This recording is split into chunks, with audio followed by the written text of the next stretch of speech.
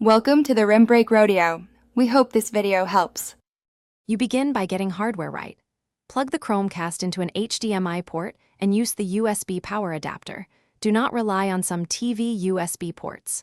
Once done, power on the Toshiba and pick that HDMI input with the input button. Make sure your phone or tablet is on the same Wi-Fi network you plan to use for the Chromecast. This is critical because setup and casting require local network discovery.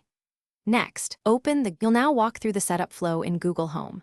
Tap Add, choose Setup Device, then New Device and select your home. Once Google Home finds the Chromecast, confirm the matching 4-digit code shown on the Toshiba screen. This prevents cross-pairing. Then name the Chromecast so you can identify it when casting.